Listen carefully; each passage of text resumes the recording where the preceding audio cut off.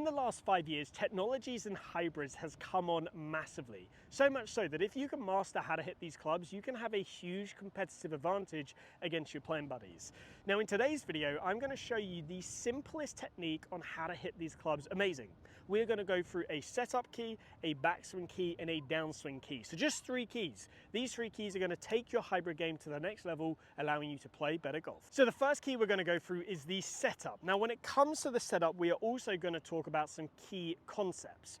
So what is that key concept? The first one is that when we are hitting a hybrid, we are still hitting it on the way down. So our angle of attack is going to be downwards.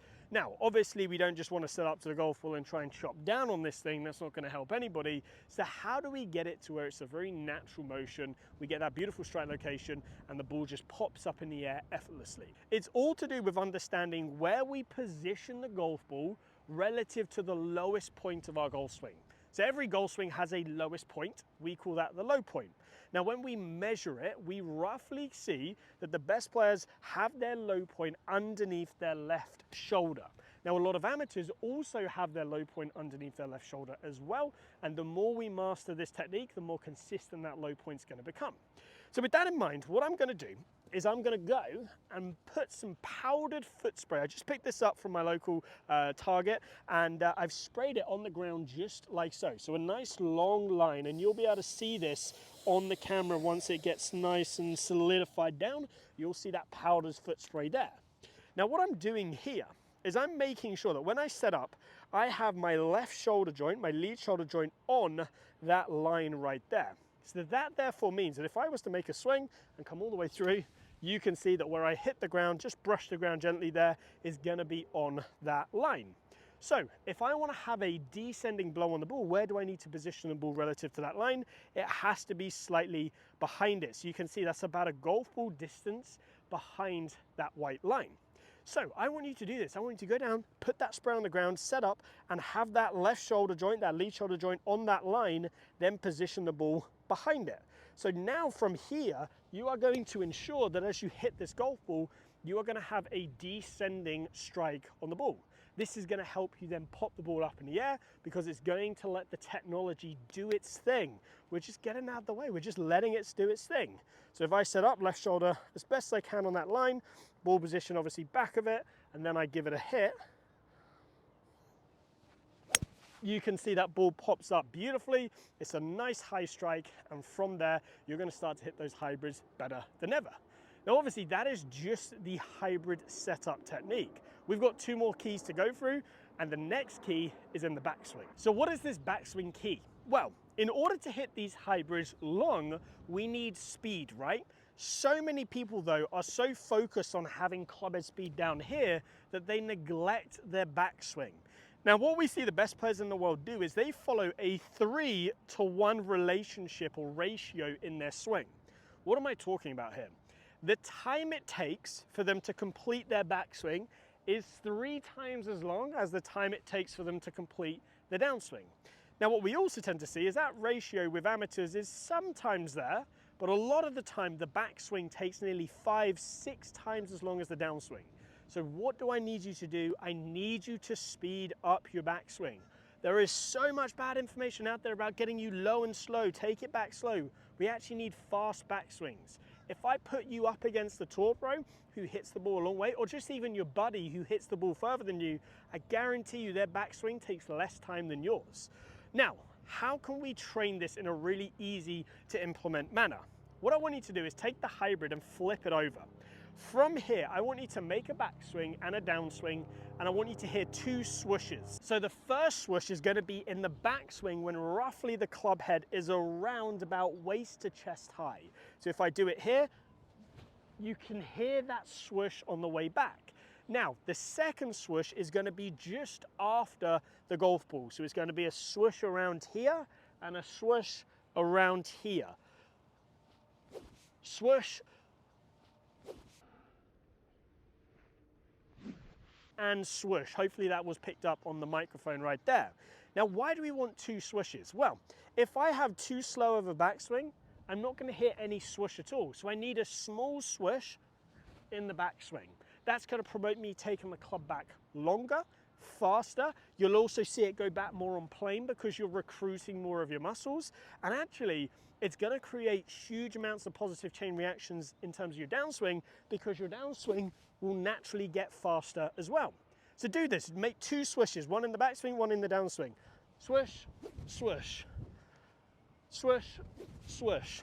Now if I then repeat that same feeling with a hybrid, so left shoulder on the white line, ball behind it, swish, swish, do it again, swish, swish, you're going to naturally start to see my swing take a better shape. I'm going to start to get more club head speed, hit the ball further. So if I set up here, left shoulder on that line, then from there, swish, swish. And you can see that is absolutely hammered right there. That is amazing. The strike was pretty much spot on right there, and I felt like I had a faster backswing, and it actually made my downswing feel like it just shallowed out way easier. My weight shift felt easier, my release felt easier, because it just felt more natural, it felt more athletic. So now let's go through the downswing tip that's going to help you out massively. Now this is going to help us very much with this downward strike, getting this great contact. Now I want to give you an analogy. I'm here in Miami, obviously this isn't England, you can tell it's a very different climate. So I want you to imagine you're on the beach, which is about maybe a mile that way, and I want you to imagine you're standing in the water. You've taken your hand and you are slapping your hand on the top of the water. Well, that is the same principle as the sole of the club and the ground. You want to feel like as you're doing these swings, you are slapping the ground with the sole of the club. Why is this important? Well, this is number one going to help you actually start to release the club head down to the ground, giving you speed. But number two is it helps you get that great contact. So it's going to stop any tops, any thins, any horrible shots just like that.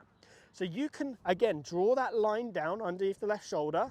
You can feel that fast backswing, and then on the way down, you're going to feel like you try and thud that white line with the bottom of the club. Now, it will take a little bit of time to train your hand-eye coordination, but I promise you, if you do this, you're going to start to see really, really nice results. Now, again, this is going to allow you to release the club so that when you come to hit your shot, you're going to strike the ball in the correct part of the face. So if I position this underneath my left shoulder joint, I get set up right here, I go to the top and I come down, I thud the ground with the sole of the club on that white line, you're going to now see some really nice strikes. So ball position in a good spot, faster backswing, thud the ground with the sole of the club.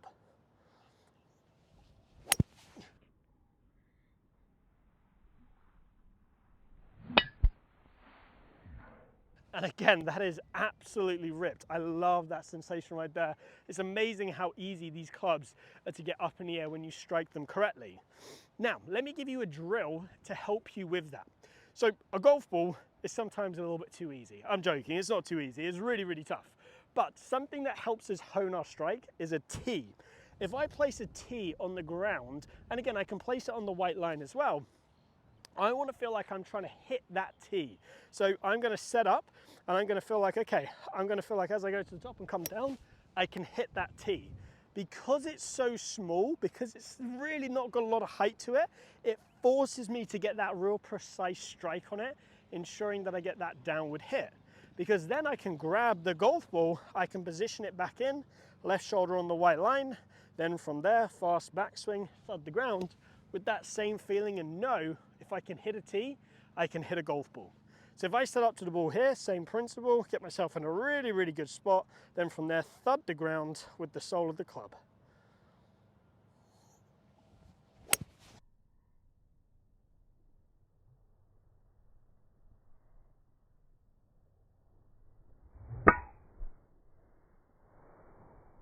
And again, that's probably the best one yet. These are just so automatic, so easy. It sometimes really does feel like you're cheating with these clubs. I mean, that's probably flown, a 3 hybrid for me probably flies around 230 in the air. So it's a great number to have. For you, it might be 200, it might be 170, it might be 140. But if you learn to hit these clubs correctly, trust me, the game is going to become a lot easier. Now, if you want more tips like this, how to hit a certain club, drop it down below. I like to respond to these comments, and I also like to film videos to help you, the golfer at home. Now, if you're looking for more one-to-one help with your game for online coaching on the Gill platform, the link is down below. And if you have any questions, please just ask.